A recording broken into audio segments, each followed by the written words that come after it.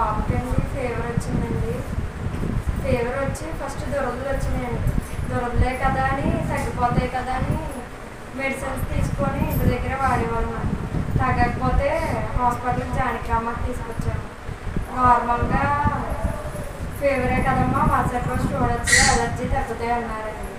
Next day కూడా తగ్గకపోతే తీసుకెళ్ళాము. Blood infection అన్నారు. తగ్గలేదండి. 105 జ్వరం వచ్చేసింది. ఇంకా హాస్పిటల్లోనే ఉంచాలి, ఒక వారం రోజులు హాస్పిటల్లో ఉంచాలి, తగ్గదమ్మా, మొహం అంతా ఎర్రగా అయిపోద్ది, ఊపిరాడదు, ప్రమాదం అవుద్ది, హాస్పిటల్లోనే ఉంచాలి అన్నారు. నేను అప్పుడు వెంటనే పాస్టర్ గారికి ఫోన్ చేశానండి.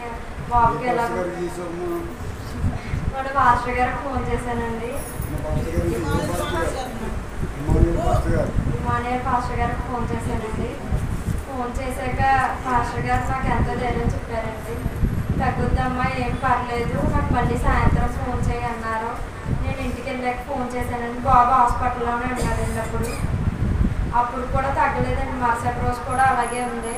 సారు చర్చ్ అయ్యాక వచ్చారండి, హాస్పిటల్కి వచ్చి ప్రార్థన చేశారు.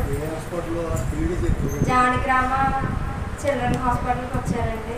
వచ్చి ప్రార్థన చేశారండి. చేశాక 8:30 కల్లా తగ్గుద్దమ్మా, 8:15 కల్లా తగ్గుద్ది అన్నారండి. మేము కూడా ఇంకా పాస్టర్ గారు చెప్పారు కదా, ఇంకా ఇంటి అక్కడ రూమ్ రెంట్ అన్నీ ఎక్కువ అవుతున్నాయండి. పిల్లోడు కూడా తగ్గట్లేదు, పాస్టర్ గారు చెప్పారు కదా అని ఇంక ఇంటికి తీసుకెళ్ళిపోయామండి. తీసుకెళ్ళాక 8 అయినప్పటికే తగ్గిపోయిందండి. చిన్న సాక్ష్యం తీయాలి.